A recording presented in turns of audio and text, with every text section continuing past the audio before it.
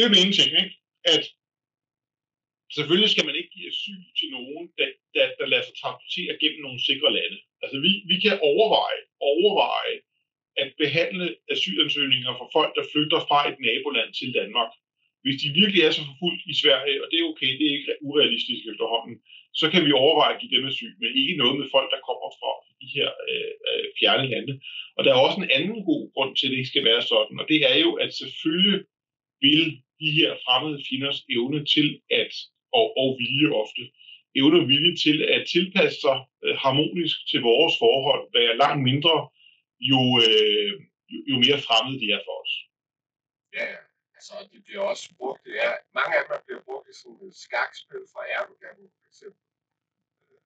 For eksempel, det er jo helt tydeligt, at han ville have indrømmelser og fik indrømmelser fra EU for at sætte en stopklods i forhold til Grækenland, men at sætte en stopklods i forhold til Grækenland var jo reelt også en stopklods i forhold til alle os andre. Ja, vi skal det er jo sindssygt at gå ind i den vej, hvor vi lader os afpresse af sådan noget der til at starte.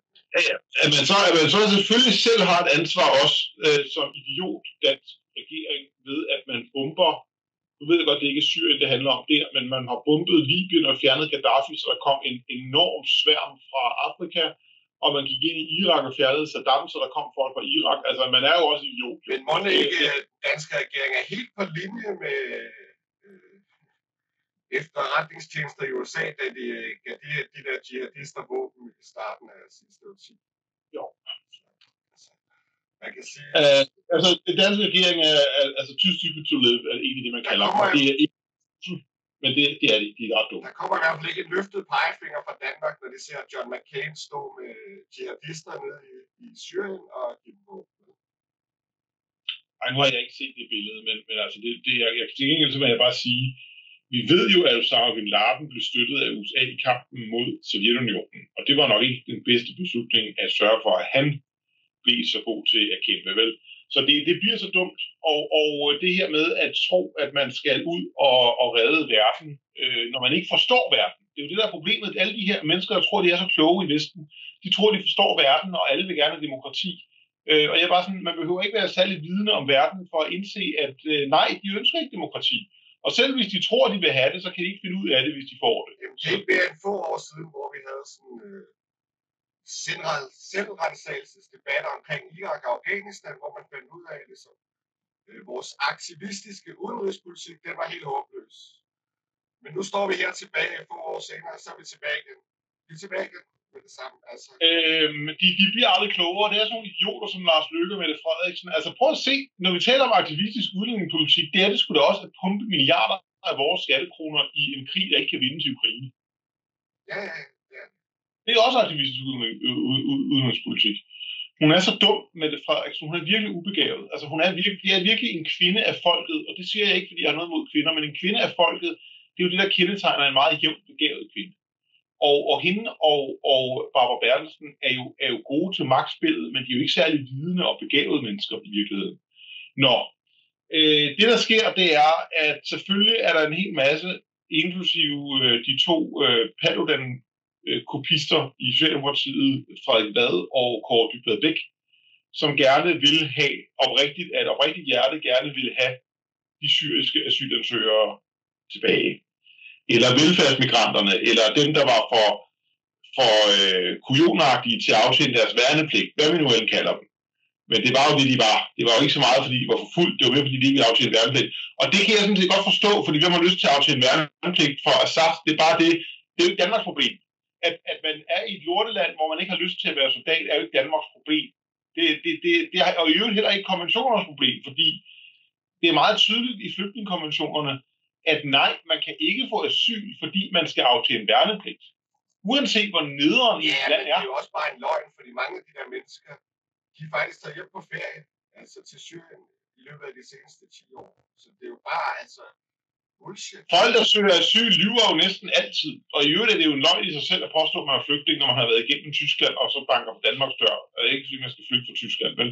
Det bliver det jo så snart sådan, at man skal flygte som etnisk tysker fra Tyskland, men det er en helt anden historie.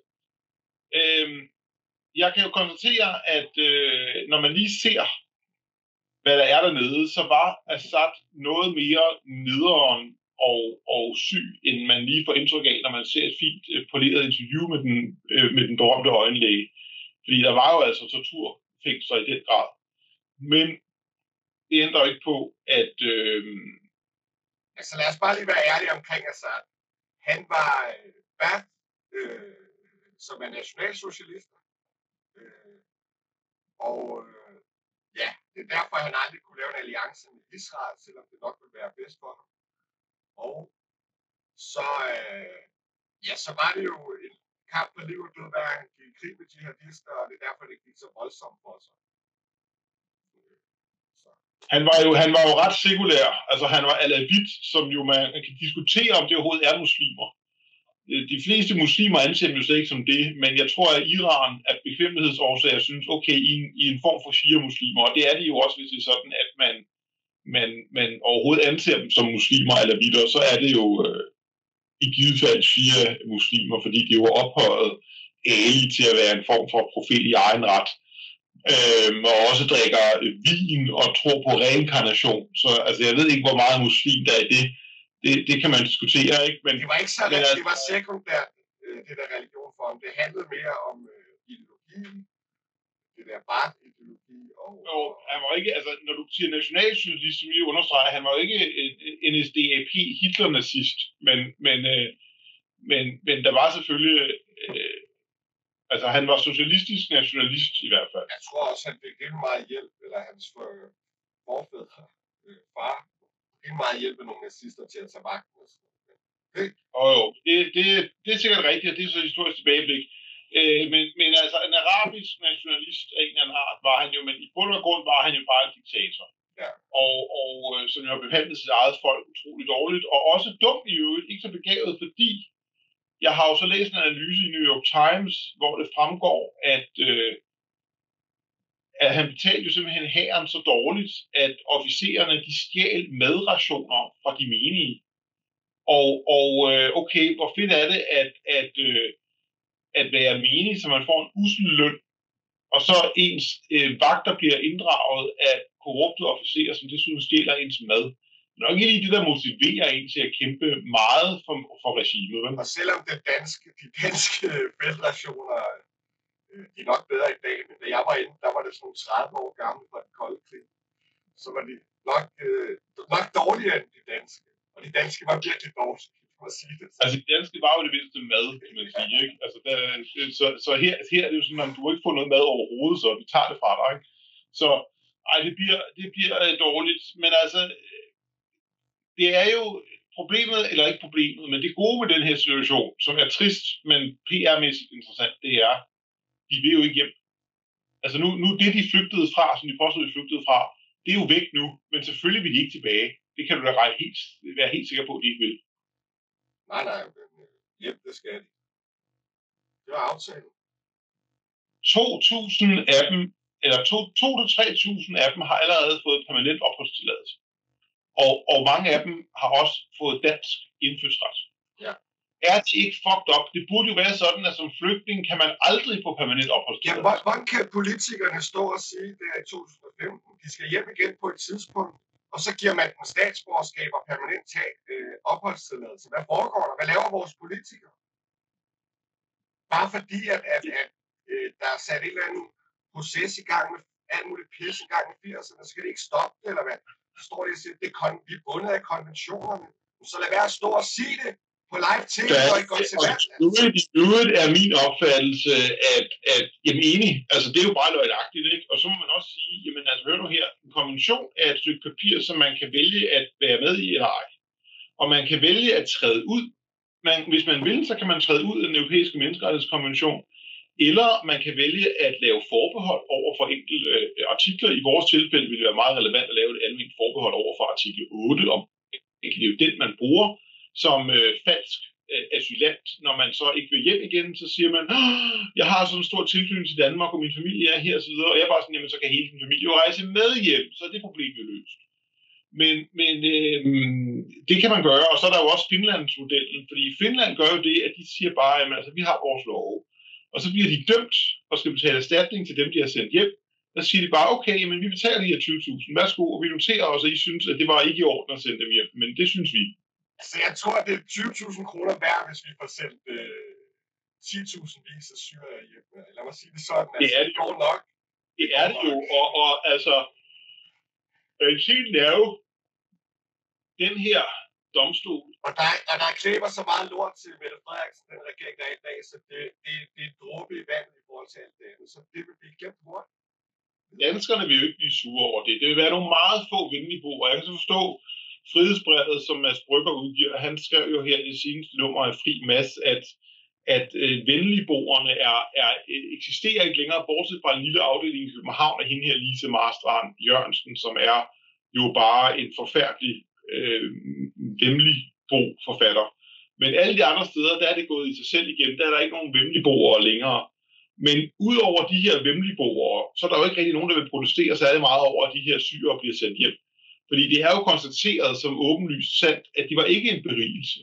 Men selv hvis det havde været en berigelse, så er det jo grundlæggende, at vi ønsker ikke at berige vores land med folk fra arabiske lande, uanset om de så er læger. Der er mere brug for læger i deres hjemlande, men vores kultur bliver eroderet og ødelagt af, at vi indtager en hel masse mennesker, som har de modsatte holdninger. Jeg synes, at der var en konservativ kvinde på Folketingets talerstol her i løbet af ugen. Jeg tror, at Dina Råbjerg Madsen, hun sagde, at vi skulle have udrejsecenter i Afghanistan.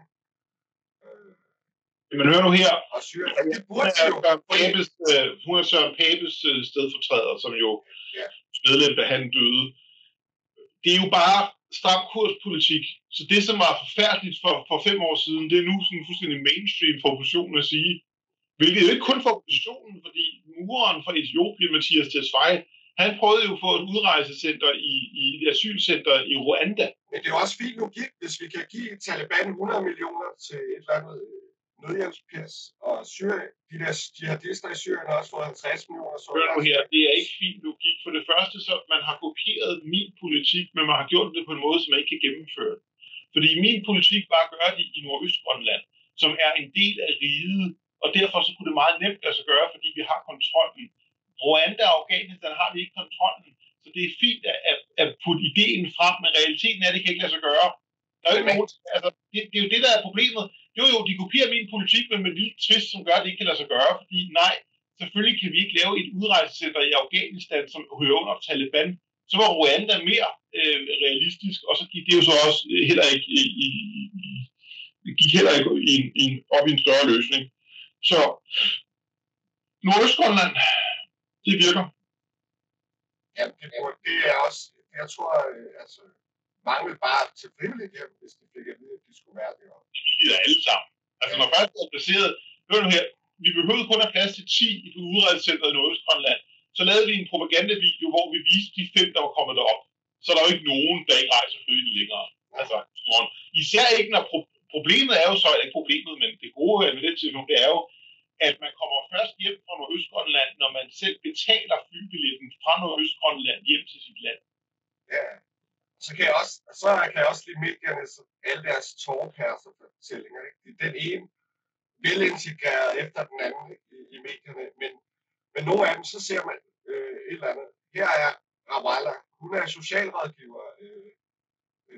Vi gider ikke have de der mennesker som socialrådgiver. De skal ikke sidde og undergrave systemet og godkende alt muligt bullshit til mennesker. Altså, så du skal ikke være socialrådgiver i Danmark, når du er muslim. Altså. Og det er jo fuldstændig rigtigt. Og det er jo det, jeg siger. Det er jo lidt det samme, jeg siger med læger. Altså, men det gælder jo over hele linjen. Selvfølgelig skal vi ikke have muslimer, som har værdier og holdninger, som er fuldstændig modstridende med vores, og som i øvrigt ifølge Koranen har en hellig pligt til at slå os ihjel. Selvfølgelig skal vi ikke have dem i Danmark. Jeg tænker, at nu har vi ligesom berørt det her syriske problem, og derfor vil jeg gerne springe videre til mordet i Bakken. Har du hørt om det? Jeg har ikke hørt om mordet på Bakken, men det lyder som en dokumentarudsendelse på DR. Men forklar. Ja, men nu sagde jeg i Bakken, og det er fordi på Bakken, det er jo Dyrehavsbakken nord for København. Men i Bakken, det er fordi, og det er altså ikke sådan en karsebakke eller et andet kulinarisk, det er simpelthen fordi, der var et diskotek, som var populært. Jeg har aldrig været der, fordi jeg frekventerer diskuterer jo ikke slige etablissementer, men der var et populært diskotek i Kødbyen, det her nye hipstersted, det er jo ikke nyt længere, men altså det sprudlende Paris i København, det er jo Kødbyen, hvor turisterne sværmer til for at sidde på café og diskotek og andet. Og der var så det shit. Det var det bestemt. Det er sådan set stadigvæk ganske meget populært. Men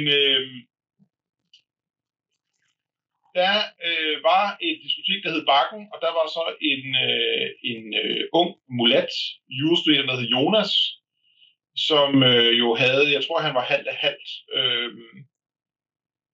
men han havde i hvert fald en afrikansk forælder af en eller anden art. Hvis han ikke havde to, det er jeg lidt i tvivl om. Det kan godt være, at han ikke engang var mulat, men bare var ren fra Afrika, men i hvert fald. Han var lidt af et præmieeksempel for venstrefløjen. Det var han nemlig, fordi han både fik okay karakterer og havde en god begyndelse på sin jurakarriere. Og det kender jeg jo selv, for det havde jeg jo også faktisk. Jeg havde jo også de fine jobs. Det er læst jura, du ved, Krummen Rømert og Rigsadvokaten og Straffedomstolen i Haag og så videre. Jo. Men han var så derinde, og så kommer han lige pludselig ud mod sin kammerat på dansegulvet, hvor han så kollapser, fordi en somalier har stukket ham med kniv flere gange, og obduktionen viser så, at han døde af et knivstik i hjertet.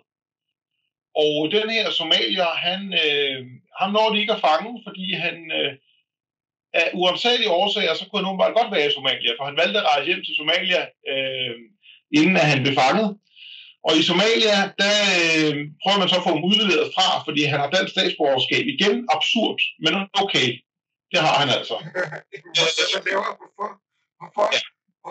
Hvorfor insisterer man på lov og orden i sådan et tilfælde? Og det eneste sjove, det er så absurd. Det eneste sjove med den historie, det minder mig lidt om historien om ham, som jo så døde efterfølgende, fordi han blev skudt og dræbt i en skov i Herlev flere år senere. Men der var jo en iraker, som angiveligt skrev død over Paludan og lagde en live håndgranat inde på Blågårds Plads. Og han gjorde lidt det samme træk, nemlig da han så blev søgt efter det, så rejste han hjem til Irak, hvor han så blev klædt nøgen og sorteret med elektrochok på kønsdelene. Og da han så endelig kom tilbage til Danmark, så blev han skudt i en skov i Herlev. Så det var slutningen på ham, der troede Rasmus Paludan den dag. Jeg troede kun, det var Saddams officerer, der gjorde sådan, men det fortsætter. Det er en del af... nu bliver han jo så også frifundet i Irak, hvilket er det sjoveste. Altså, de sorterer ham med elektrochok, fordi han har truet mig, og så frifinder de ham bagefter. Det er næsten det sjoveste af det hele. Men han blev så stadigvæk tiltalt, da han kom hjem til Danmark, men det nåede han jo så ikke. Han nåede ikke i retten, fordi han blev skudt i hovedet og dræbt ude i Herlev i mellemtiden. Men det minder lidt om den historie i det omfang, at han jo kommer ned til Somalia, ham der somalidrabsmanden, og så bliver han jo så rent faktisk anholdt.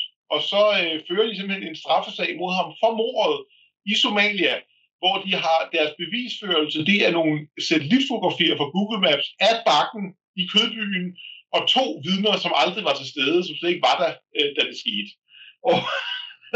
Og der finder de ham så skyldig, men fordi han jo ikke dræbte en muslim, men kun en kristen, en vantro, så bliver straffen i appel nedsat til 10 års fængsel. For det er jo ikke nær så slemt i Somalia, hvis man dræber en vantro. Vel, det er ikke nær så slemt. Dog skulle han betale, som jeg husker det, 32 kameler i godtgørelse blodpenge til afdødes familie. Og så bliver han så åbenbart sat ind i somalisk fængsel, og der siger han, det er ikke rart, at han bliver tortureret. Jeg vælger så at sige, det tror jeg faktisk er forholdsvis sandt. Lige præcis den detalje tror jeg passer. At det er rimelig nederen at være i fængsel i Somalia, og tortur, det tror jeg også på at ske. Og på en eller anden måde kommer han fri og bevæger sig så til Etiopien, hvor han opsøger den danske ambassade og siger, wallah, jeg er dansker, jeg vil hjem til Danmark. Det sjove med den historie er, at han bliver afvist, hvilket jeg godt forstår. Men så ringer han desværre til sin danske advokat, som så er Paul Haug Fenger, som jo er dansker, det må vi erkende.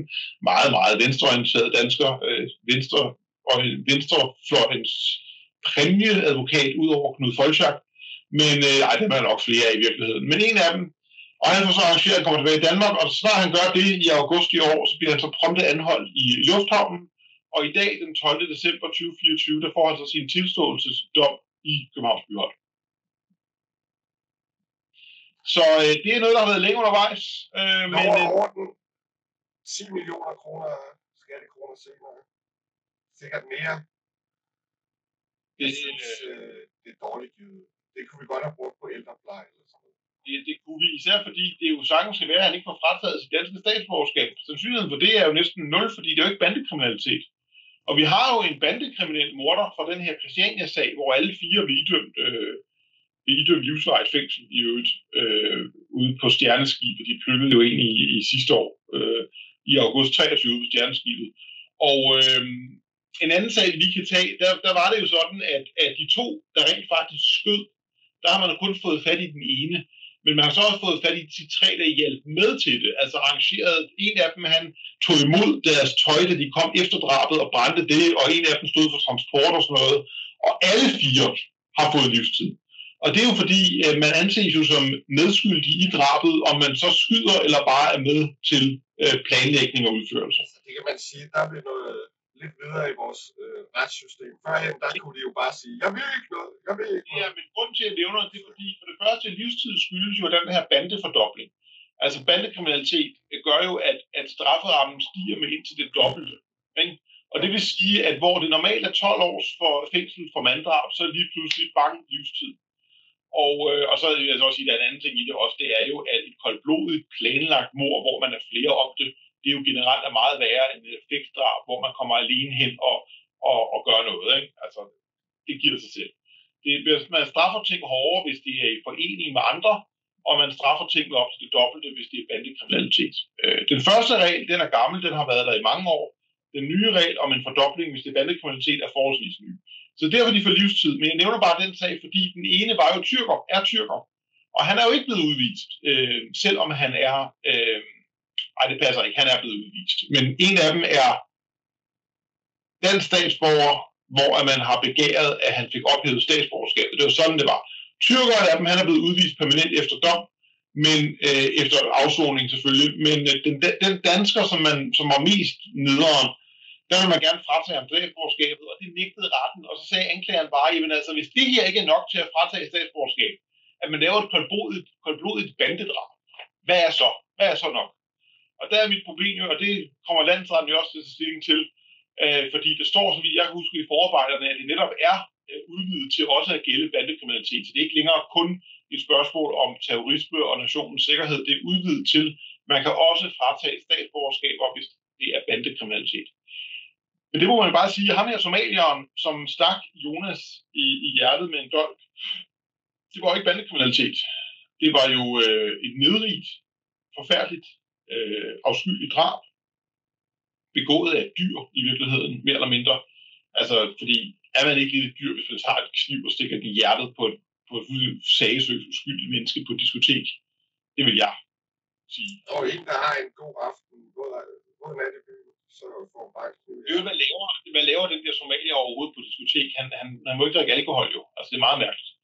Men derfor tænker jeg, at han vil ikke blive udvist, eller ikke få frataget sit danske pas. Og det tror jeg heller ikke, de vil påstå i øvrigt, og det er jo helt håbløst, altså fordi, så vil sige, at når han har fået et langt fængselsstraf, som han jo får, selvom de åbenbart laver lidt fradrag af den periode, hvor han har været torturfængsel i Somalia, hvilket jeg synes egentlig er mærkeligt, fordi det valgte han jo selv en idiot. Men så går han jo rundt på gaden i Danmark og laver 10 somaliske børn, som vokser op med en morder og kan sprede deres gener her i Danmark. Men der vil jeg bare sige, at hvor mange politikere, er det ikke helt over i Socialdemokratiet, de efterhånden siger, at de skal udvises efter første dom? De gør jo ikke noget. Nej, der sker ikke noget. Altså, og det er jo bare sindssygt at være vidne til, at de kan slippe afsted med at lyve gang på gang, og så sidder man nogle år efter, og tænker, what the hell, altså, hvorfor er der ikke sket noget? Jeg har haft magten. Og der sker ikke en skid, altså. Realiteten er jo, at det er meget snak, men ikke så meget handling. Og så kan man selvfølgelig sige, jamen altså ikke bedre, at de mindste taler om det. Men det er jeg ikke sikker på, det er, fordi så luller man jo folk i så ved, at man foregiver som regering. Det er til at være strategien, at man bare snakker, stor snak over, og så når det kommer til stykket, så slår man hænderne i vejret. Det kan vi ikke gøre. Der er retsprocesser, konventioner, bla bla bla. Altså, vi lider for sygt af, at radikale venstre og den der aftenfløj i Socialdemokratiet, de har siddet på magten i 80'erne og 90'erne og implementeret alle mulige standarder og pis og lort, som ingen har gjort op med de sidste 25 år. Altså udlændingeloven 1983, som jo gjorde de her familiesammenføringer utrolig nemme, det var jo den sidste søm i kisten i forhold til Danmarks fremtid reelt. Fordi se, hvor vi er nu. Altså, og nu er forskellen mellem os i alder ikke så stor, men alligevel har vi jo haft nogle helt andre oplevelser i skolegangen med perkere. Fordi jeg var også så heldig nu, vil jeg så sige, det er ikke kun et spørgsmål af alder, for du er født sidst i 80'erne, og jeg er født i starten af 80'erne. Men det er også et spørgsmål om, at jeg er jo vokset op i Nordsjælland, hvor at det meste af min skolegang i folkeskolen, der var der 0 perkere i min klasse. Og i gymnasiet, den gymnasieklasse, jeg gik i det meste af tiden, der var der 0 perkere. Jeg vil så sige, at i min skole, i den kommune, jeg boede i, den er lidt delt op, så der, hvor jeg boede, vi havde en perker, araber, en meget rig araber, en meget rig arabisk familie, som ikke var så voldelige, men de bare havde de der æresproblemer, og der var lidt, han havde problemer med at tilpasse sig socialt, ikke? Men der var ikke vold og sådan noget. Men vold har jeg oplevet på grund af, at Ishøj og Hundi og sådan noget lå lige ved siden af, hvor jeg boede. Jeg synes, at vi skal tage Ishomohøj, som jeg jo kaldte det i Stram Kurs gyldne begyndelse, hvor jeg jo var i 2018. Det var ikke før du var med, for du var sådan set med. Du var bare ikke med den dag. Du havde været med den 1. maj 18 ude i Fælledparken, som var noget af en oplevelse. Det var din ilddåb. Og jeg ved ikke, hvordan du oplevede det, men jeg kan huske, at der var 100 betjente måske. Ja, og alligevel nu er det en eller anden Antifa-taber ind og skæbe vores band, og jeg vil sige... To gange. Ja, jeg vil sige, at politiet er ikke deres opgave voksen, når det kommer til at beskytte... Og det var de heller ikke i Homohøj, eller nu var det faktisk Hun Homodige, jeg skal tale om, fordi Hun Homodige... Jeg var sgu da med. Det var ham der sagde, jeg skyder dig i hovedet. Ja, når var du med? Ja. Han sagde faktisk ikke, at jeg skyder dig i hovedet. Han sagde, den der vest, den beskytter ikke dit hoved, min ven. Det var ham der plastikperkerne. Ja. Der var du med, fair nok. Men Lars Tejlade var også med. Var han ikke? Det tror jeg jo, det var han. Men i hvert fald, der skete det, at først kommer der en 14-årig pige ind, som slår mig. Og derfor er jeg så pareret. Hun er jo desværre kun 14 år, og så adskillige år senere, jeg tror det er i 2022, der kommer hun simpelthen hen til mig på ungdommens folkemøde og siger, kan du huske mig? Og så blærer hun sig med, at hun slog mig der i Hun Homodige. Så hun er ikke blevet klogere i den periode. Dog vil jeg så sige, at nu var det jo ikke sådan, det blev gennemført særlig godt, fordi jeg opererede, så det blev sådan en halvfuld gerning, ikke? Det er dansk, eller hvad? Ja, fuldstændig plastikperker luder. Men, og så var der, og når jeg siger plastikperker luder, så er det ikke fordi, jeg ved, at hun sælger sig selv seksuelt, så er det bare fordi, jeg har så lidt respekt for voldelige kvinder, der 4 år senere går hen og med stolthed prøver at mobbe mig med, at de har slået mig. Det er sådan, hvad hun jo heller ikke rigtig havde. Altså, jeg tror ikke, der er nogen, der kører tog på hende derude. Altså, lad os bare sige det sådan. Der er nok nogen, der har hilst på hende i kødelig bibelsk forstand mere end en gang. Men i hvert fald... Der kører i hvert fald mange tog på linjen dernede. Det tror jeg ikke. Altså, hun er en trunte, og hun har sikkert været en runde. Men det er. Det var jo ikke det eneste, der skete. Fordi der kom jo også det her fantastiske par, Andreas Hansen og hans ven, hvis navn jeg ikke lige har, men som var perker. Og der kan jeg så konstatere, at perkeren er død. Ja. Det var ham, der brillerede med at sige, ja, filmer, sluk det der kamera. Lidt viste det, han havde lidt problemer med, hvad han egentlig mente. Men Andreas Hansen til gengæld, som jo sagde, jeg sørger for dig, du bliver ramt, mand. Den der vest beskytter ikke dit hoved, min ven. Han fik jo 16 år fængsel. Ja, på grund af noget andet. Han blev også dømt for at true mig, men vi er nok enige om, det var ikke det, der gav de 16 år, nej. Det burde, når man tror, at hædersmand. Nej, men altså. Han skød blandt andet en falderet popmusiker i foden og andre sjove ting. Så i byretten, der var han åbenbart vurderet så farlig, at han fik forvaring. Men det blev så ændret til 16 års fængsel i landsretten, hvilket gør en enorm forskel, fordi med 16 års fængsel, så er han jo ude efter 12, hvorimod forvaring, der kan han jo sidde 20. Så, men ikke desto mindre. Han har åbenbart lavet, han har en profil på Facebook, hvor han så har lavet sådan et mindeopslag omkring sin perkerven, som nu er død. Så det er jo meget interessant, at der var altså, og så var der jo en fjerde person, altså nu gennemgår vi lige, okay, hende er den 14-årige, der er ikke sket så meget konsekvens for hende, udover den konsekvens, hun har bragt over sig selv, ved at hun er blevet ulideligt afskyeligt menneske, hvad hun åbenbart allerede var dengang, men det er altså ikke blevet bedre for hende, fordi da hun var 14, var der håb, nu er hun jo 18, givetvis, eller mere, nu er der ikke håb længere, loser for life. Så er der ham perkeren, som er død, han troede mig og spyttede efter mig, jeg tror, den der, han ramte mig, han er død. Så er der Andreas Hansen, der troede mig, det er 16 års fængsel. Og så er der så den sidste, nemlig en meget stor, fedladen arabisk person, som kom og var meget anset. De klappede nærmest, da han kom, og han sagde på perker-accent, hvem er du? Eller sådan noget den stil. Og så sagde han noget, hvor han dummede sig lidt, fordi han sagde, altså for det første kunne han jo ikke danse, for han sagde sådan til alle de her perker, der sagde han vil jo være bekendt. Altså han mente nok, han vil være kendt, men han vil jo være bekendt. Og så sagde han, at de skulle gå, fordi de var det, og han sagde, at min plan var bare at fremstille muslimer som idioter, og det vil jeg bare sige, hallo, min plan var ikke at fremstille muslimer som idioter, min plan var, at muslimer måtte vise, hvad de nu er. Og altså, vi kunne for eksempel også bare filme dig, så vil det jo, altså ham du snakker om, så vil det sige sig selv, ikke? Altså. Men altså, det der så skete, var, at han tilføjede en lille perle, som stort set ordret lød sådan her. Vent på, at han går alene bagefter, og så slår ham ned. Det var stort set den lille guldklump, han kom med. Det blev han dømt for efterfølgende. Fordi jeg anmeldte ham jo for det, der hedder offentlig tilskyndelse. Det er jo sådan, at trusler er forbudte, men det er jo ikke en trussel, det her. Det er en opfordring, og det hedder også en tilskyndelse. Og man må ikke offentligt tilskynde nogen til at begå en forbrydelse. Det er forbudt. Og det straffes faktisk hårdere normalt, end trusler gør. Og det er der jo en god grund til, nemlig at trusler kan ofte være begrænset i effekt, men offentlig tilskyndelse kan jo blive spredt for alle vinde. Men han blev dømt i Retten i Glostrup, og udtalte sig angiveligt, at han vidste ikke, hvad der var gået af ham. Det var vist en fejl. Og jeg har bare lyst til at sige, du er en fejl til ham. Men ja.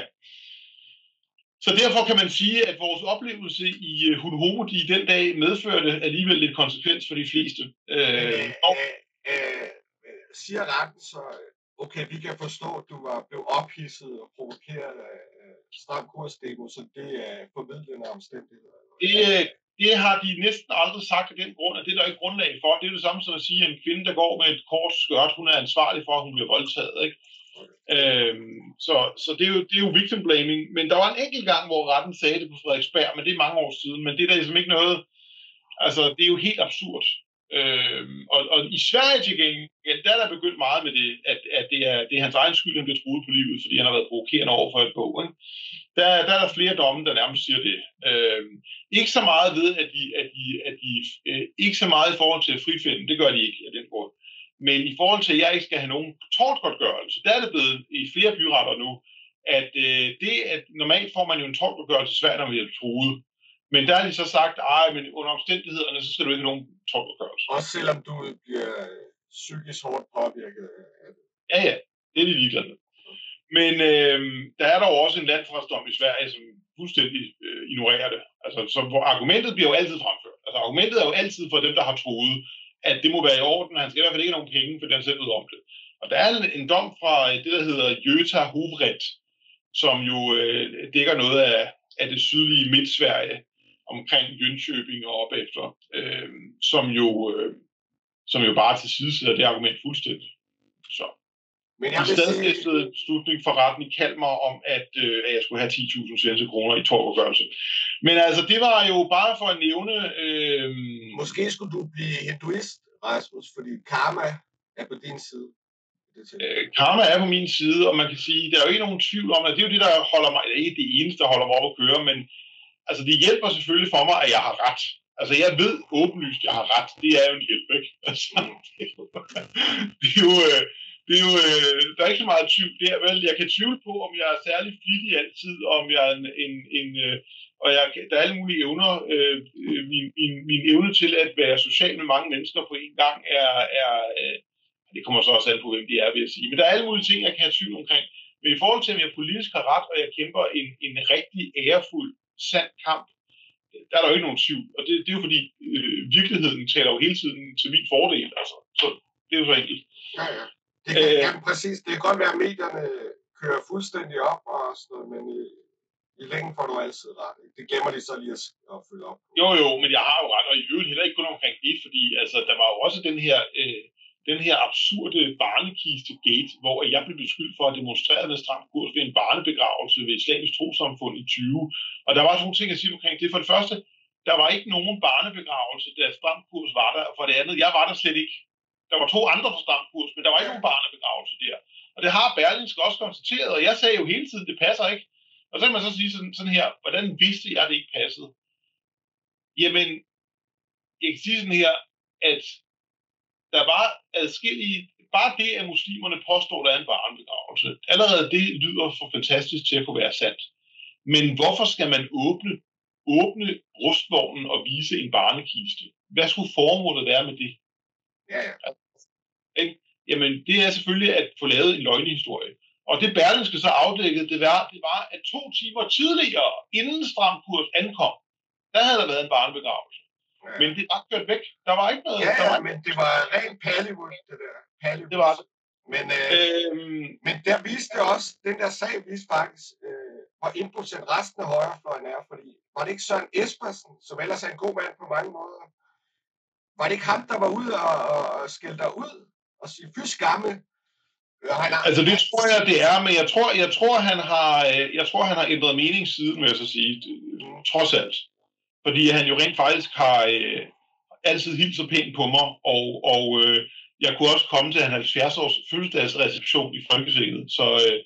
Så der er nok sket en selvrensagelse der, må vi sige. Ikke? Og nu tror jeg jo heller ikke, at han fortsætter så længe til i Folketinget, fordi der er også en aldersspørgsmål. Men jeg talte jo også med ham, faktisk ham og hans udmærkede kone til Søren Krarups begravelse, faktisk. Ja.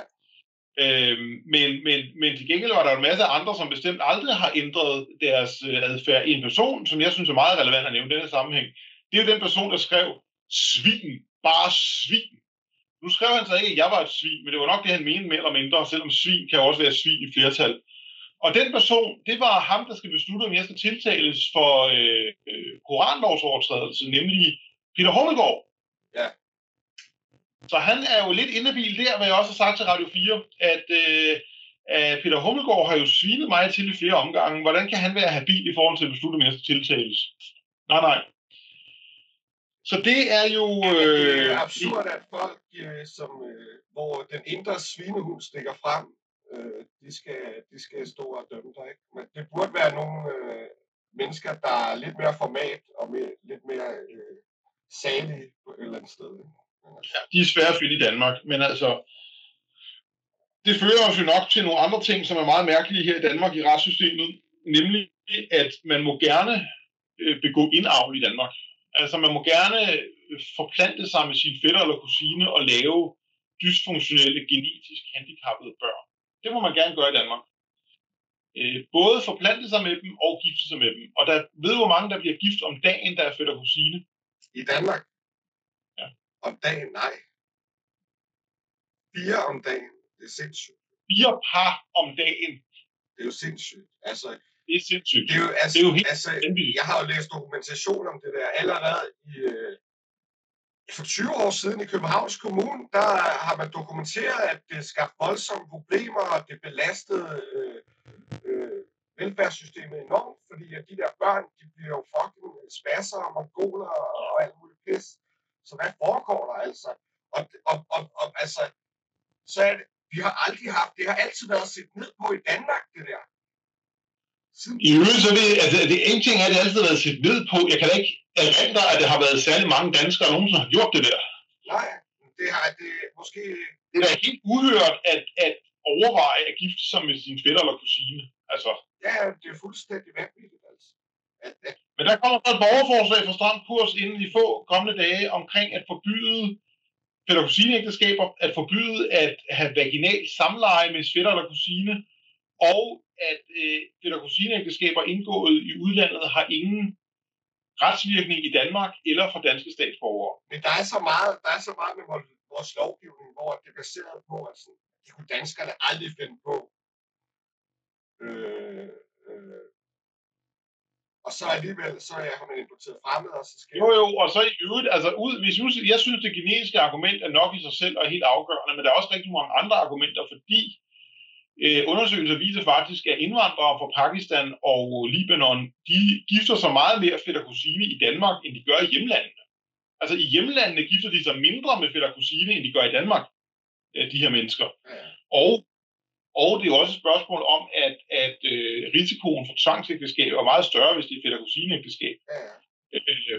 Så der er flere argumenter. Altså, det er også en frigørelse af de her perkerkvinder i virkeligheden, at forbyde fætter- og kusineægteskab, fordi så bliver deres risiko for tvangsægteskab og social kontrol meget mindre. Så det er ikke, jeg synes, de skal være her, for det skal de slet ikke. Måske foregår de der ting også på den danske venstrefløj, fordi de forsvarer det hardcore. Vi ved jo i hvert fald på den danske venstrefløj, at de kan godt lide at ligge og have et sexorgie i borgmesterens seng. For det var, hvad der skete med enhedslisteborgmesteren i København på det tidspunkt. Hun lå jo i en seng, og det gjorde 3 andre mennesker også. Og så var der en eller anden form for seksuel samvær på kryds og tværs. Og så bagefter var der en af dem, der kom i tanke om, at vedkommende var blevet seksuelt krænket. Og det endte jo så med, at det ikke rigtigt, det var lidt ingenting. Det var så også før samtykkevoldtægtsloven blev vedtaget. I øvrigt det andet emne, vi må tage i næste podcast, alle de danske unge mænd, som uskyldigt kommer i fængsel for løgnagtige ting. Men jeg tror, at mange danske mænd har lært, at den sag, det kan ikke betale sig at være sådan beta-sneaky fucker der. Altså, det er bare... Nå ja, det var lidt listepik-agtigt, det der. Det er det jo. Det er det jo. Det var det. Jeg vil sige, at vi kommer jo til et fast indslag i Aftenlandet Vågner, som er Paludans boganbefaling. Jeg ved godt, det er meget ambitiøst at tro, at nogen læser bøger nu til dags, men vi vælger at antage det alligevel. Og Robert Bly har jo i 90'erne skrevet Iron John, eller på dansk Jernhans, som handler om manden, og hvordan han er blevet, jeg vil ikke sige feminiseret, selvom det er han også blevet, men det handler mere om, at manden, han lider under, at de her indvielsesritualer, som i stammetiden var helt normale, hvordan han bliver frigjort fra moren og finder den vilde mand ved, at ældre mænd indviger ham i kredsen af mænd. Den er lidt forsvundet, eller ikke lidt, den er forsvundet. Og det gør jo, at selvom de ser unge ud, så er de døde indeni, fordi de aldrig rigtig har frigjort sig og er blevet mænd. Og det skriver Robert Bly om, og det kan jeg virkelig anbefale. Den kan lånes på biblioteket, Jernhans. Og jeg vil sige, at altså, man er ikke blevet feminiseret, man er blevet kastreret. Altså. Ja, og det er... det er jo derfor, at selvom de på overfladen ser ud som om, at de er glade og velfungerende, så altså, det er tragisk at se en 35-årig, som i virkeligheden burde være velfungerende og glad, og måske også er det, men i virkeligheden ikke har nogen livskraft. Og grunden til, at han ikke har nogen livskraft, det er, at den vilde mand er aldrig kommet frem. Og det vil sige, at balancen mellem den vilde mand og den polerede mand er ikke til stede, for der er kun en poleret mand tilbage. Og derfor fungerer det ikke. Og det tror jeg ikke, det ved jeg, er et stort problem for danske drenge og mænd, at der er ikke nogen... og det er ikke mærkeligt, at venstrefløjen har skabt det, fordi deres egen teori siger jo, at hvis man bliver undertrykt seksuelt, så kan man blive dybt radikal og nazist. Og det bliver de også, og det som han også skriver om, nu må jeg sige, jeg har ikke læst hele Jernhans nu, men han skriver også om, at det er klart, at hvis man for eksempel, som det er tilfældet i nogle stammer, der er det for eksempel sådan, at når man er 12 år, så kommer man hen og bliver taget af sin far hen et sted, hvor der er uden for stammen, hen et sted, hvor der er andre ældre mænd. Og der er man så, hvor man ikke ser sin mor i 1,5 år. Ja, okay. Og det er fordi, at det frigør så en fra moren. Og det er et problem, hvis det er sådan i de moderne vestlige samfund, at faren han er træt, når han kommer hjem fra arbejde, og moren hun har derfor en meget, meget konspiratorisk sammenkobling med sin søn, som derfor har meget svært ved at frigøre sig.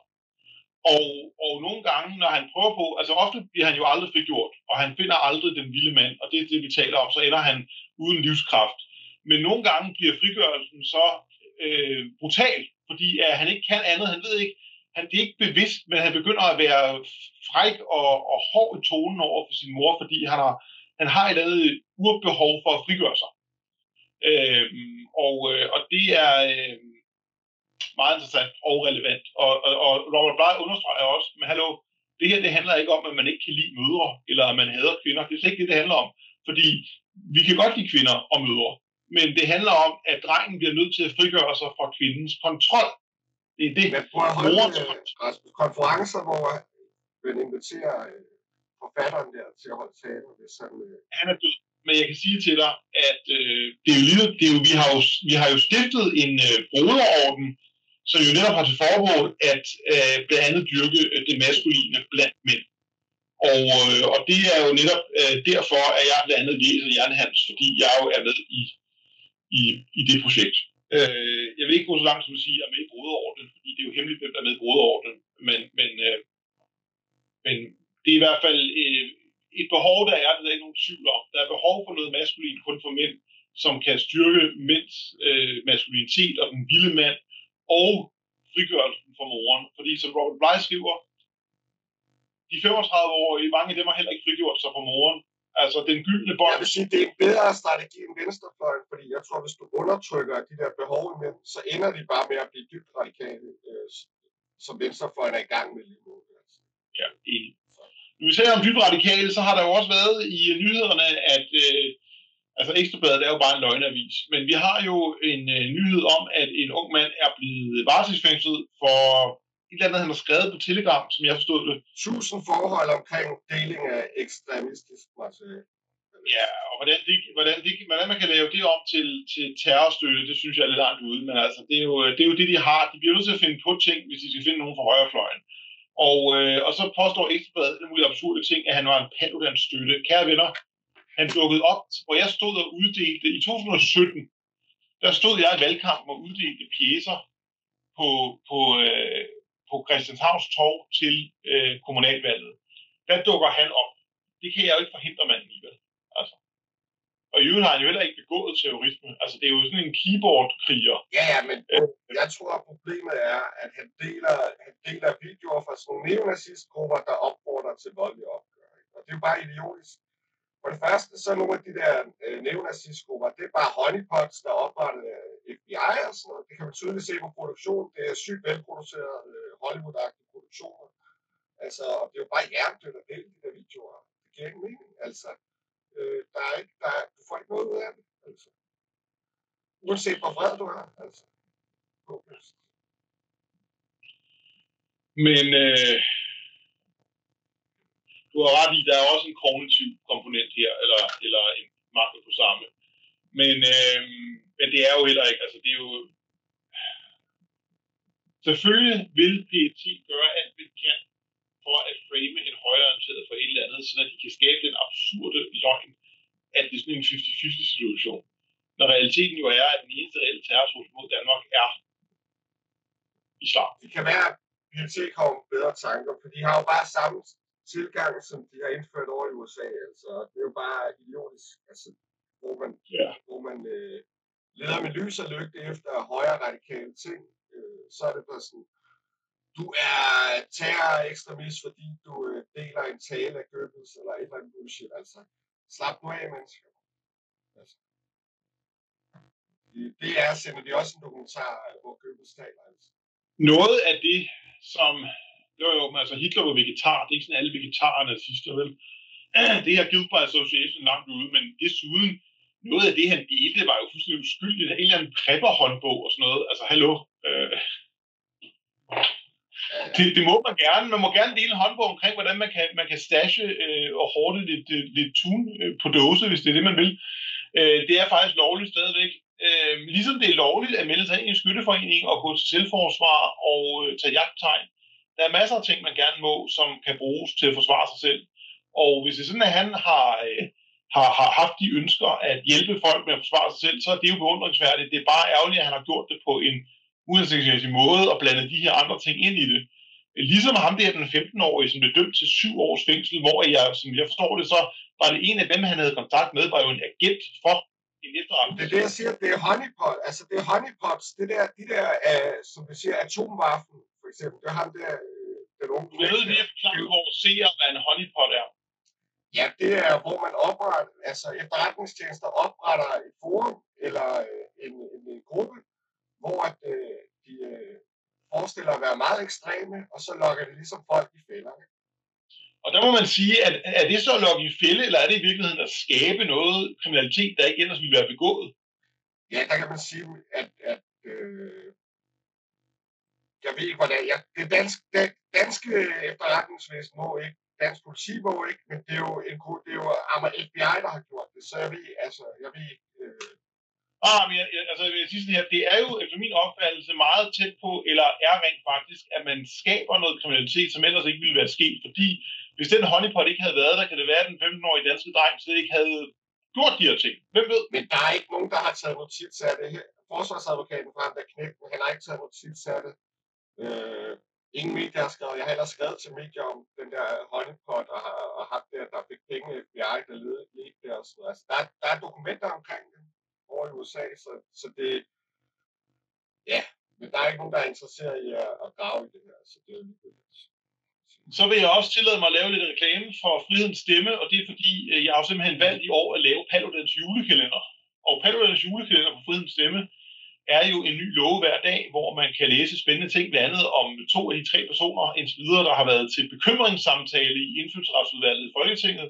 Og en af dem, en dansker, hedder So, hun kom åbenbart grædende ud derfra, og som jeg skriver i artiklen, ja, det kan være hårdt, når man bliver konfronteret med, hvad man er. Men der er også et par udmærkede videoklips fra Stram Kurs tidlige dage, blandt andet den berømte muslimske kvinde med hijab, der råbte, er det jul? Eller det råbte hun nok ikke, hun prøvede nok at råbe idiot, men det blev lidt, er det jul? Og den 11. love, det er simpelthen en person med en antifascistisk aktionskasket på, som kommer og vil tale med mig på Bramshøj Torv i april 2019, da vi har 19.000 vælgererklæringer, og han kan ikke udtale ordet stigmatisere. Han prøver 5-6 gange, men det bliver ikke helt godt. Stigmatisere, det går galt. Han siger også, du skærer kampen for hårdt. Og det siger jeg så til ham, hvad mener du med det? Og det han så mente, det var, at du skærer alle over en kamp. Ja. Han er ret underholdende, så det kan jeg også anbefale. Betamail Soyboy tillod jeg mig at omtale ham som, men ikke desto mindre en underholdende sådan. Så det synes jeg, og så synes jeg, at vi håber selvfølgelig, at hvis folk har lyst til at se mere af det her, at vi skriver, at de gerne vil se mere, og kommer med lidt emner. Det kan man jo skrive til for eksempel mig, rasmus.paludan@stramkurs.dk. Det er en mulighed. Eller skriv det i kommentarsporene på opslag. Det skal nok se på. Også det. Der er lige sidste emne, det er dyrevelfærd, Rasmus. Det er rigtigt. Vi skal tale om bovar. Er det ikke det hedder? Jo, bovar, som er et kemikalie. Tilsætningsmiddel til kvæg, som skulle gøre, at de prutter mindre og dermed skulle sænke CO2-udslippet. Til gengæld, og nu bliver det fra 1.1.2025 obligatorisk for alle ikke-økologiske køer i Danmark. Og hvad er problemet med det så? Kan man ikke bare undgå at drikke ikke-økologisk mælk? Nej, fordi hvad med bagværk? Altså, mælk kommer alle mulige steder hen. hvad med, hvis man på et hotel får røræg? Altså, det har jo ikke... Forestil dig, jeg så på hotel, der er tit de der små pakker, lurpakker der med smør. Så skal man sige til dem, det ønsker jeg ikke mere. Og det er jo bare vanvittigt, at vi nåede hertil. Jeg troede, Danmark var sådan et forgangsland for økologi. Jeg havde regnet med SF og de der partier over på venstrefløjen, de ville flyne fuldstændig, for det er ligesom været deres mærkesag i 50 år eller sådan noget. Ja, det er skørt. Og desuden har jeg jo læst, at de siger jo, det ikke er skadeligt, men jeg har læst en japansk undersøgelse, der konkluderer, at det her stof, det medfører forringet sædkvalitet og mindre testikler. Ja, de siger jo, at de der toksiner, de forsvinder ud, når de går igennem køernes 4 maver og sådan noget. Men prøv at høre her. Køerne tager skade af det her. Det der stof, det ætser køernes maver, man. Altså, hvad fanden foregår der, man? Hvorfor fanden skal vi smadre køer, man? På grund af, at de slår nogle prutter metangas, det forsvinder alligevel i atmosfæren efter 10-20 år. Altså, det er jo fuldstændig vanvittigt, man. Hvad foregår der? Og med Danmark, jeg troede, vi var økologiland, altså. Jeg kommer fra et hjem, hvor man gik meget op i de her ting. Men lige pludselig, så dropper folk alt, de har gået op i 50 år, på grund af, at man klimafanatikere, der blev startet en eller anden fucking sinke i Sverige, der var 15 år, altså. Hun er jo i øvrigt gået full retard, og det var hun i forvejen. Nu er hun gået full retard. Hun har alkohol fetal syndrome, man. Det kan man se på hende. Hendes forældre drak, moren drak, da hun var gravid, altså. Nu støtter hun jo nærmest Hamas. Altså, hun stod til en tale og sagde, fuck Israel og fuck Tyskland. Men det viser også bare, hvor syg vores verden er. Altså, toppen af verdenssamfundet promoverer en eller anden lortebarn, og så smider han bare alt på gulvet og tager imod det, altså. Med åbne arme. Hvad fanden foregår der, altså? Jeg vil så sige, hvis vi skal være lidt positive, for dem, der ikke har fanget det, så taler vi altså om det meget forstyrrede kvindemenneske Greta Thunberg, som jo er autist, men som ifølge Dennis også har degenereret... Alkohol fetal syndrome. Jeg tror, at hun blev skadet under graviditet på grund af... Er det noget, du tror, eller noget, du har undersøgt? Så hun ligner en, der lider af det der på ansigtstræk. Okay. Ja, men så må vi tage det forbehold, og det har Dennis ikke dokumentation for, men hun er ret forstyrret i hovedet, det er i hvert fald sandt. Greta Thunberg, hun er for lidt forladt klimakampen, som i forvejen var tåbeligt, og nu er hun så gået ind i noget om muligt endnu dummere, og det er det faktisk. Nemlig, at hun ligesom synes, at man skal holde med terroristerne i Gaza. Men med magien, jeg troede, det var sådan en grift i starten, hvor hun bare skulle tjene mange penge. Altså, hun går all in. Altså, måske om 10 år ender hun som terrorist eller sådan. Det kan være. Ja, og det er jo lidt fryd, fordi altså, jeg tror ikke, at hun er nær så populær længere, fordi hun er gået så full retard på den her Hamas-ting. Altså. Nej, men jeg tænker, at de der penge, der var bag hende fra nogle store banker, der med nogle... Den kasse er sgu nok lukket. Ja, det tænker jeg. Nu var hun jo også allerede totalt manipulativ og løgnagtig, dengang det kun var klimaet. Altså det her med da hun skrev, at det var hårdt at tage toget i Tyskland, og så var der et billede af en med en masse bagage ude i en mellemgang, og så svarede Deutsche Bahn, du havde jo førsteklassebilletter. Altså. Ja. Men også det der med, at hun skulle rejse rundt i hele verden og holde sine lortetaler på. Ja, hvor der står alle politiske ledere og klapper som mongoler til en Shubidua-koncert. Altså, sådan det bare.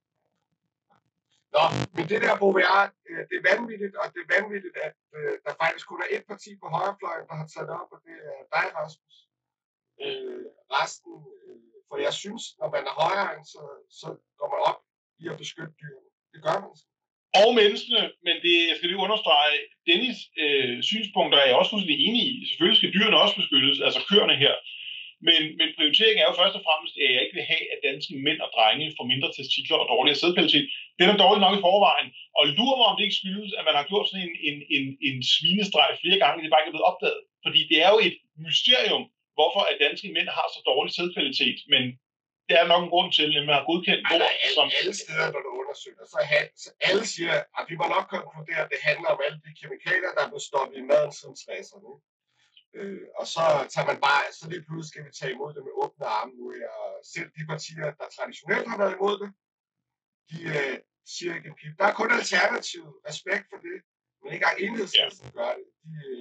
Og der kan jeg så sige, at der kommer Stram Kurs også med et borgerforslag om at forbyde Bovar.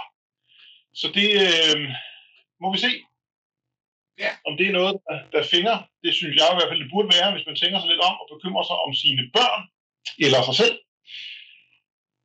Var det ikke vores aftenladet vågner? Jo, men jeg vil også sige, at det er en økonomisk straf. Det er jo dyrere at købe økologiske produkter. Så... Ja, det vil sige, at i virkeligheden er det også et spørgsmål om, at de fattige, der er man ligeglad med, at de får dårligere sædkvalitet. Det er kun de rige, der har penge nok til at slippe for det. Ja. Præcis. Ja. Ikke særlig socialdemokratisk, Mette Frederiksen. Hvad? Ja. Ikke særlig socialdemokratisk politik, det der. Nå. Ej, det er sygt, at vi har haft sådan en dagsorden i Danmark. Vi har nærmest... det har været vores motto, og vi har promoveret os selv på den baggrund, og så lige pludselig bare fuck det lort. Så, det er skørt. Ja. Det er ordentligt, Rasmus. Vi siger tak for den gang. Det gør vi, og vi glæder os til afsnit 2 af Aftenlandet Vågner. Præcis. Tak. Farvel.